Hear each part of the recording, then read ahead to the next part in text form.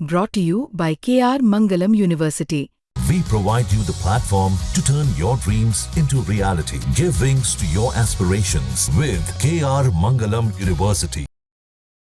हम जितने मिलने की कोशिश कर रहे हैं उससे ज्यादा हमें रोकने की कोशिश की जा रही है। एक ही डिमांड है, जो इतना तानाशाही तो एक प्रशासन जो वीसी बिठाया हुआ है, जिसने हमको इतना दुखी कर रखा है, उसको उस पद से हटा दिया जाए, निष्कासित कर दिया। जब आप बात करते हो ना कि आपने एक्शन लिया, आपको राधे श्याम के खिलाफ एक्शन लेने में 4 दिन लगे।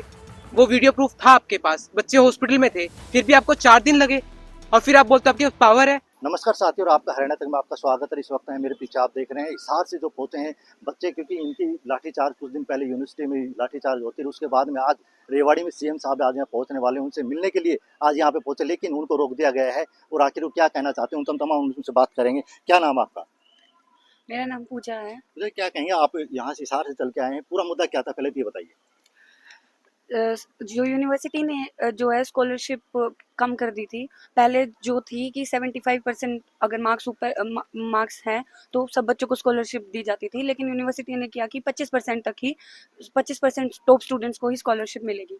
इसी मुद्दे को लेकर हम लोग बात करने गए थे। हम पहले दिन बहुत शांति पूर्वक गए थे, हमने बात की तो उन्होंने कहा था कि स्टूडेंट कमेटी बनेगी, उसके बाद फैसला होगा। लेकिन 20 दिन के समय होने के बाद भी प्रशासन ने कुछ भी नहीं किया हमारे लिए।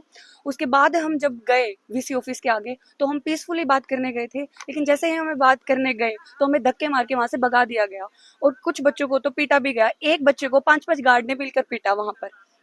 उसके बाद बच्चे वहां पर स्ट्राइक के लिए बैठ गए और रात को भी वो वीसी के घर के आगे सब लोग बैठे थे और सब लोग बहुत पीसफुली प्रोटेस्ट कर रहे थे, शांतिपूर्वक बैठे थे, शांतिपूर्वक वो वहां पर अपना स्ट्राइक कर रहे थे।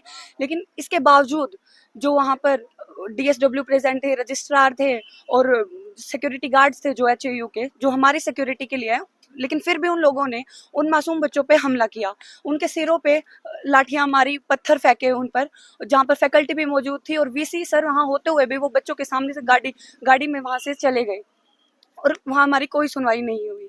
उसके बाद जो ये है कि ये इतना बड़ा प्रोटेस्ट जो रिजल्ट हुआ है, ये इसी वजह से वहां से शुरू हुआ कि हमें 5 दिन हो गए हैं, हर एक बच्चा एचयू का हर एक कॉलेज से वहां 5 दिन से इतनी धूप में वहां बैठा है। दिन रात बच्चे वहां बैठ रहे हैं, अपनी मांगों को पूरी करवाने के लिए इतना स्ट्रगल कर रहे हैं।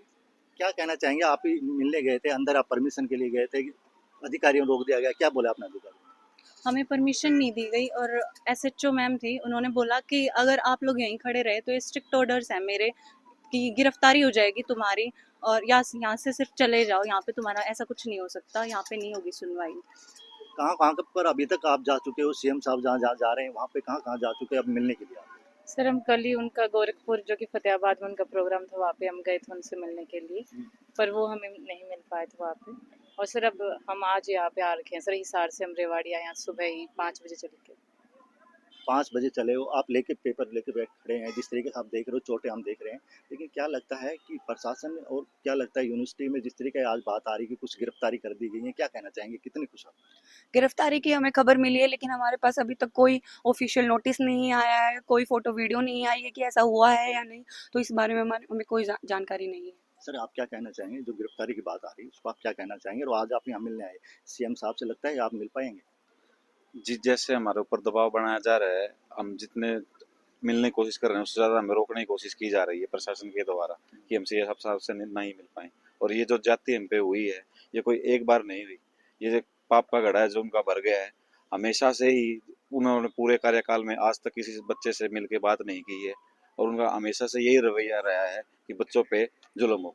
और हर एक प्रशासन का अधिकारी का अब यही रवैया है, देखते देखते उनको सबका यही रवैया बन गया कि इन बच्चों पे जुल्म करो।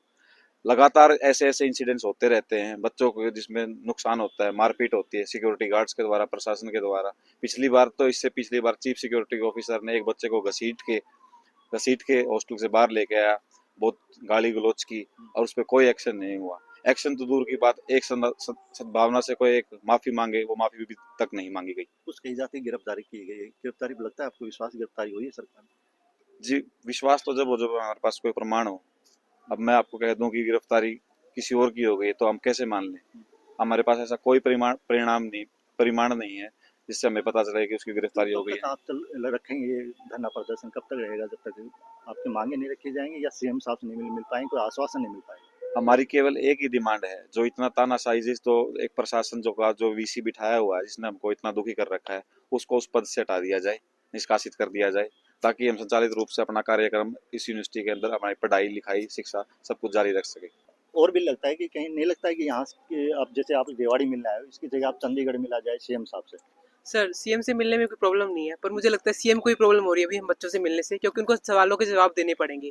ये इंसिडेंट सिर्फ इस बात का नहीं है कि क्या हुआ, पर बात ये है कि आपने किस तरीके से बच्चों की बातों को आवाज को दबाने की कोशिश करी, चाहे वो MLR रिपोर्ट के अंदर छेड़छाड़ हो। शुरुआती रिपोर्ट में बताया जाता है कि चोटें गंभीर नहीं है, फिर बाद में उसी रिपोर्ट को आपको चेंज करना पड़ता है, उसमें बताया जाता है कि चोटें गंभीर है। ये क्या दर्शाता है? ये किसके कहने पे हुआ? या तो वो डॉक्टर बताए या फिर ये अथॉरिटी बताए जिन्होंने इस चीज को करवाया। दूसरी बात सर, जब आप बात करते हो ना कि आपने एक्शन लिया, आपको राधे श्याम के खिलाफ एक्शन लेने में 4 दिन लगे। वो वीडियो प्रूफ था आपके पास, बच्चे हॉस्पिटल में थे, फिर भी आपको 4 दिन लगे। और फिर आप बोलते हो आपके पास पावर है। अगर आपके पास पावर नहीं है तो आपको यूनिवर्सिटी में रहने की जरूरत नहीं है। अगर पावर है तो एक्शन उस टाइम लेते। इसके अलावा भी 4 अथॉरिटीज और वहां पे थी जो अपनी गाड़ियों में बैठे रहे। उसके बाद भी उन्होंने 4 दिन इस बात का इंतजार किया कि मुद्दा धीमा पड़े, उसके बाद हम जाके बच्चों से बात करें, उनको मनाएं, उनको धमकाएं। बच्चों को एडवाइजरों के द्वारा फोन किया जाता है कि आपको डिग्री में दिक्कत हो सकती है। क्या दिक्कत होगी सर? ज्यादा से ज्यादा डिग्री नहीं करने दी जाएगी ना, अभी तो जान के ऊपर बनी हुई है। या तो वो एडवाइजर जिम्मेवारी ले कि आप बच्चों के ऊपर आज के बाद कोई भी एक्शन नहीं होगा, आपकी जान की जिम्मेवारी हमारी है, तो हम बात करें उनसे। नहीं तो उन्हें अपने आप को अध्यापक कहलाने का भी हक नहीं है। वो क्या सिखाना चाहते हैं बच्चों की दबो, अपनी बात को आगे ना रखो प्रखरता से? क्यों सर? क्या न्याय के लिए लड़ना गलत हो गया इस भारत में रह के? वैसे तो हम बात करते हैं कि हमारा भारत विश्व गुरु बन रहा है, हम बात करते हैं यूथ हमारा पावर है, और आज उसी यूथ को दबाने का काम किया जा रहा है। क्या ये सरकारों को नहीं पता चला?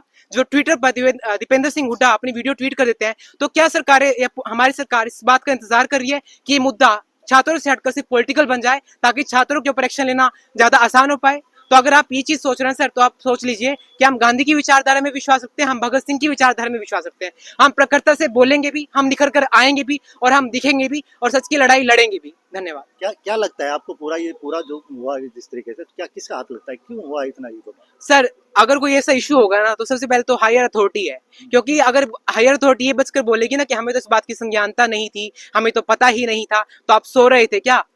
44 डिग्री के टेम्परेचर में बच्चे बैठे हैं, आप नहीं, आप एसी के कमरों में बैठे हैं। अगर आप तब भी ये जान नहीं पाए ना, तो आप कभी भी जान भी नहीं पाएंगे। और अगर आप कभी जान नहीं पाएंगे तो आपको वीसी रहने का कोई हक ही नहीं है। और जो पॉलिटिकल ताकतें या जो भी ग्रुप इस वीसी को बचाने की कोशिश करें ना, वो समझ लें, या तो अपने बच्चों को यहाँ बिठाएं, लाठियां खवाएं, फिर बात करें, या फिर न्याय की बात करें, वरना हमें कोई बात करनी भी नहीं है। 40 डिग्री तापमान में यदि आज नहीं मिल पाते हो, सीएम साहब नहीं मिल पाते, तो आगे आप क्या करेंगे? आगे हम जहाँ पे भी सीएम साहब का कोई प्रोग्राम हुआ हो, जाने की कोशिश करेंगे, उनसे मिलने की कोशिश करेंगे, और कल ही हम सीएम आवास पे जाएंगे और वहाँ पे जाके बैठेंगे, हम सीएम साहब हमसे आके मिले। जी जी जी, बोलिए। देखिए मुझे ये भी पता है कि आज मैं बोल रहा हूँ ना, और जैसे ही वीडियो उनके पास जाएगी ना, तो हाँ मेरे ऊपर एक्शन लिया जाएगा। तो मैं एक बात आपको साफ कर देना चाहता हूँ कि मैं अब डर नहीं रहा एक्शन से, क्योंकि उस विद्या का तभी फायदा है जब मैं उसको उपयोग कर पाऊं। अगर मुझे ऐसी विद्या मिले ना कि जहां पे मुझे लोगों के नीचे झुककर काम करना पड़े, तो ऐसी नॉलेज का, ऐसी डिग्री का कोई काम ही नहीं है, ऐसी शब्दार्थ का कोई काम ही नहीं है। जहां पे मेरा कॉन्स्टिट्यूशन ही मेरी रक्षा ना कर पाए ना, तो फिर ऐसे भारत में रहने से कोई फायदा ही नहीं है। तो ब्रेन ड्रेन को फिर मैं सपोर्ट करूंगा कि हाँ जाओ, क्योंकि यहाँ पे रह के तुम्हारा कुछ होने नहीं वाला, क्योंकि अथॉरिटीज तुम्हारी है ही नहीं। वो ना तुम्हारी कभी सुनेंगी, ना वो तुम्हारी कभी समझेंगी, सिर्फ वो अपने फायदे के लिए करेंगी। चाहे वो सत्ता की लड़ाई हो, चाहे वो किसी को वीसी बनाना हो, चाहे फिर वो कुछ भी हो। ये सभी आपने देखा है, छात्र जो ने इनका गुस्सा देखा, और कहीं ना कहीं गुस्सा जायज भी है, क्योंकि हरियाणा सरकार को इनसे मिलकर एक बार बात जरूर करनी चाहिए। रेवाड़ी से तीसरा सिंह चौहान।